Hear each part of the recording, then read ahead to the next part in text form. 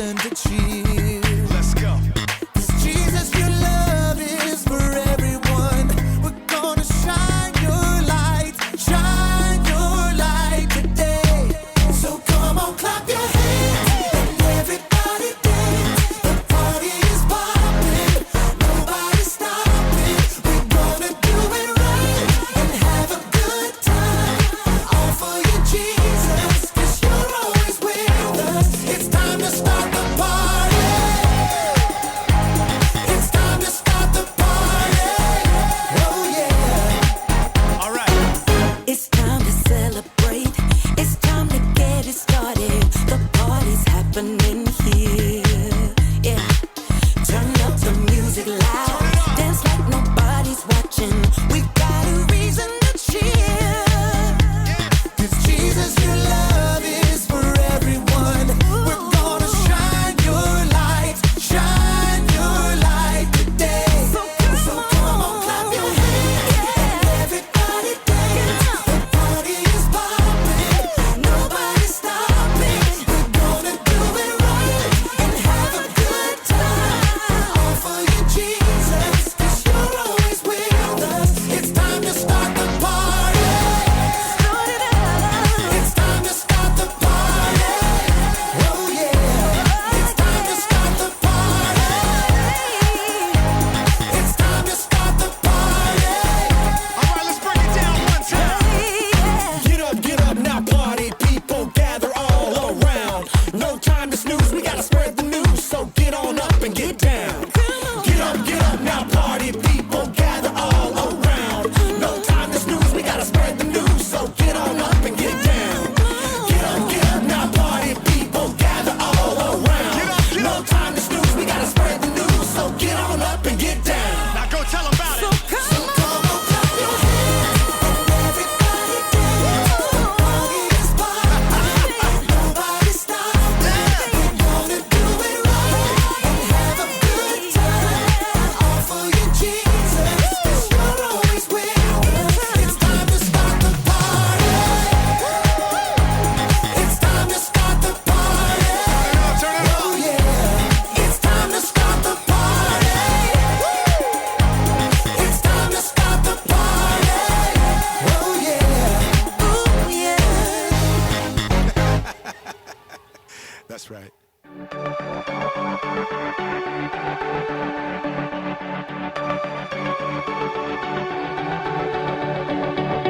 Even before the sun and stars caught fire, even before the earth and sky were made, you had a purpose and a plan for my life. You held my heart and you knew my name. So I will walk in the plans that you have for me. I will follow, trust and obey. No matter where this journey may lead me, I know you are good always.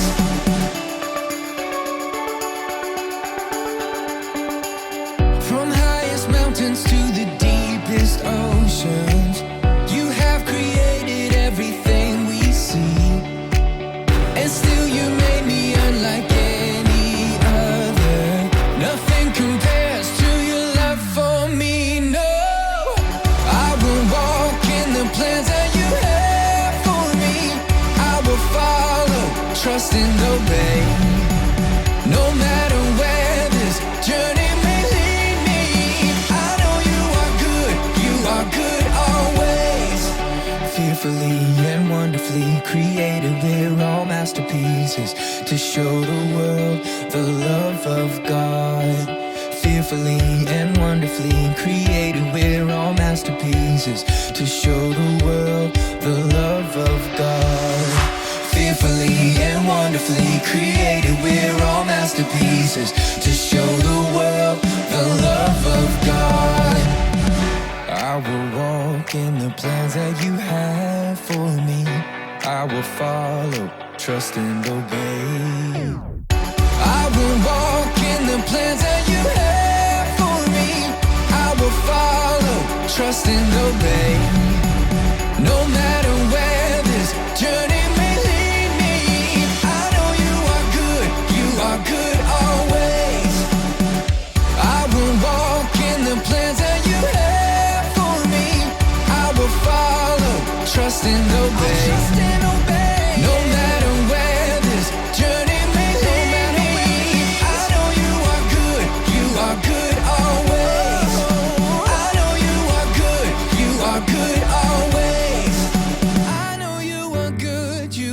good always.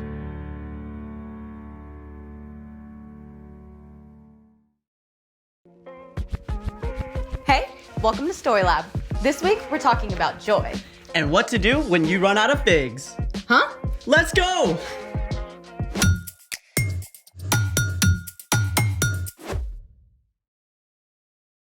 Hey, I'm Sebastian. And I'm Skylar. Today, we're talking about joy, which is choosing to celebrate what God is doing. Speaking of joy, you actually look a little the opposite. My favorite team lost a big game. Do you need to be sad for a little bit, or do you want something to cheer you up? Definitely cheered up. In that case, I have just the thing. Of course! Bubble wrap! It's fun, it's poppy, it's Satisfying. You know, there are actually a whole bunch of things that are worth celebrating. Like hearing your favorite song, Sleeping in a bed that's just been made. seeing a sunset, Hearing a cat purr. ooh, free food samples at the grocery store. Food, of course. What else? Oh, I've got a good one, but it's gonna take a little bit to set up. Let's make it! One of my favorite things is building Rube Goldberg machines. A Rube Goldberg machine is a series of silly, complicated chain reactions where one event leads to the next, accomplishing some task like this. The idea was invented by cartoonist Rube Goldberg, who was born in 1883. And we have everything we need to build a Rube Goldberg machine right here. Lead the way. So first, we're gonna take our track. So we're gonna put this on here. Then we're gonna do this one. Perfect. Now we're gonna set it up right here. Then what?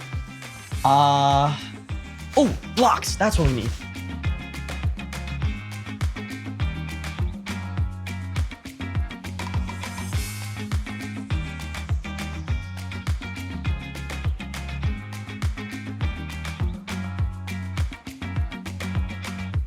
Okay, Sebastian, take us through your creation.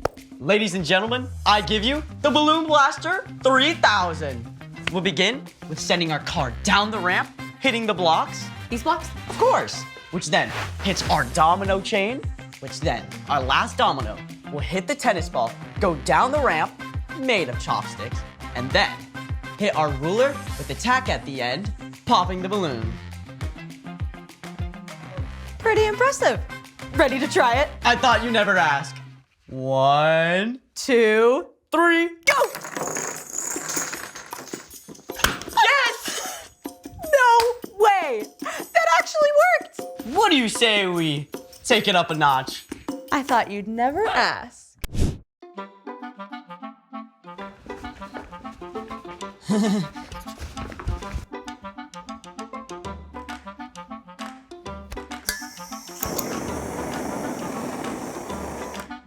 Here, monkey, here, monkey, here, monkey, here, monkey.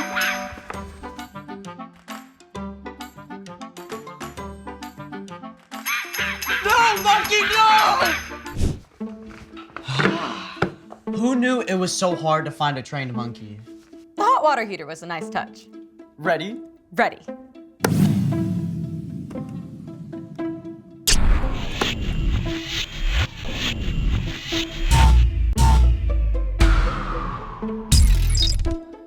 Well, rats. That did not go to plan. Speaking of which, it's time for...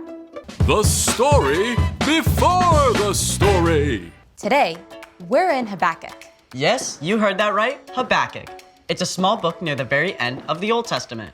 Habakkuk was one of Israel's prophets, people who listened to God and wrote down God's words for others. The prophets lived and worked throughout the history of God's people. In fact, the Old Testament contains 17 books recorded by prophets.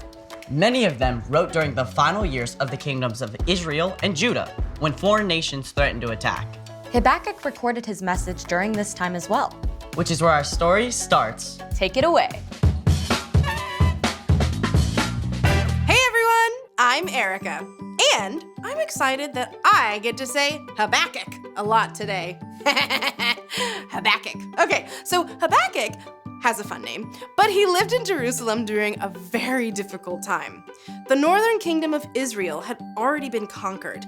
The southern kingdom of Judah was still free, but enemies were closing in on all sides. Everywhere Habakkuk looked, he saw things going wrong and falling apart. Even in his own country, people had forgotten God. They were fighting with each other and treating others unfairly. Habakkuk called on God. Lord, I know how famous you are. I have great respect for you because of your mighty acts. Do them again for us. Make them known in our time. Habakkuk cried out to God to come and fix all these terrible things. And God answered, telling Habakkuk to write it all down. In the end, God promises to bring justice. In the perfect time, everything will be made right again. The Lord is in his holy temple.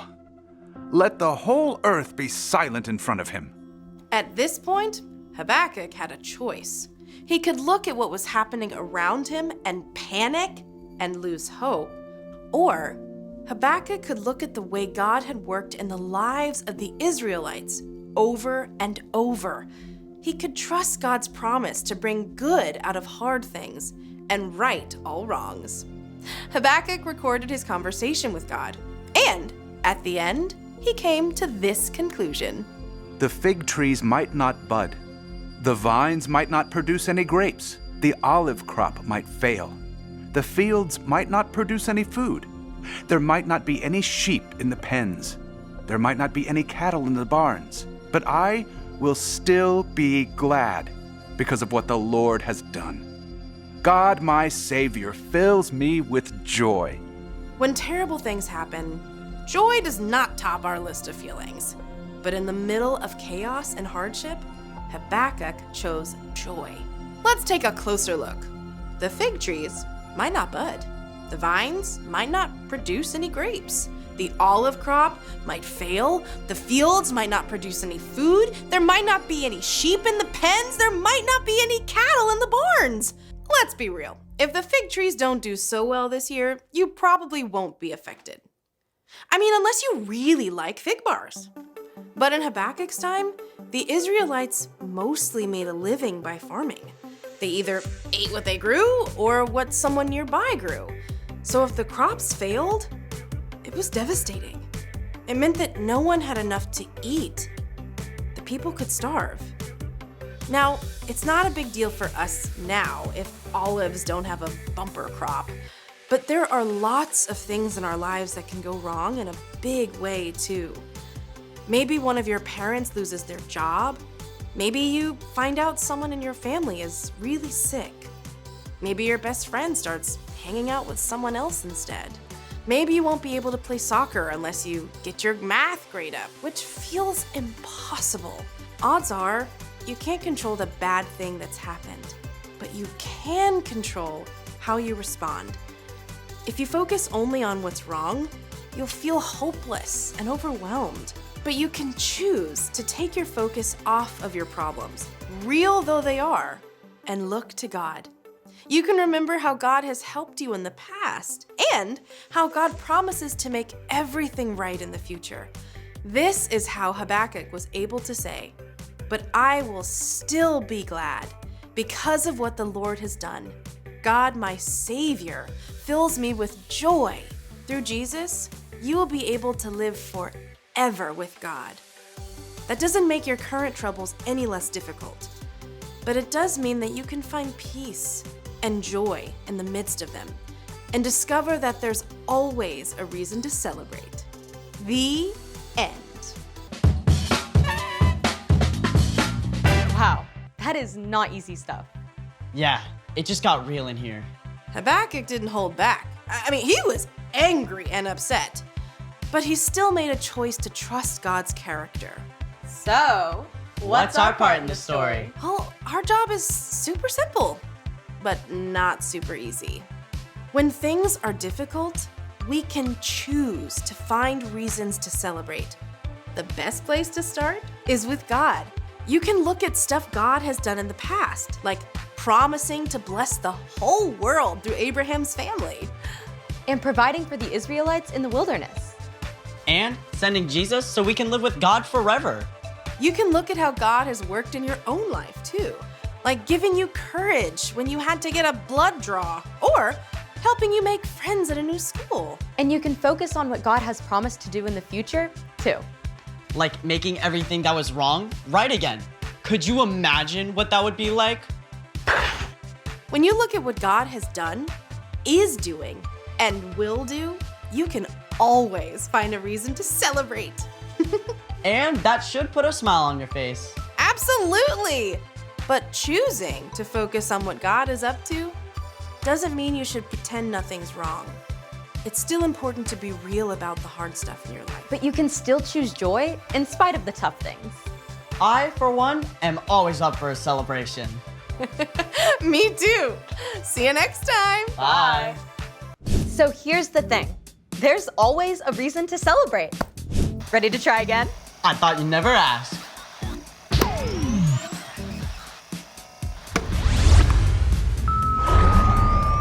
It's working. Yes.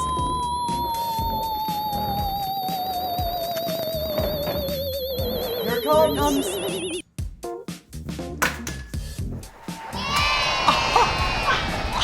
It worked! Thanks for joining us in the Story Lab. See you next time.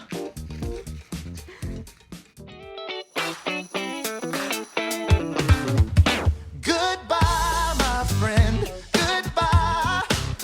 We gotta go, but we'll see you again. Goodbye, my friend. Goodbye. It's time to go. Can't wait to see you again. It's been real, it's been fun, and we've only just begun. Thanks for hanging, everyone. See you later, see you soon. Next time we'll be crazy too. It's always better here with you. All right, before we let you go, we want to do one last thing together. All right, y'all ready? Just like this. Do the goodbye get down. It's the goodbye get down.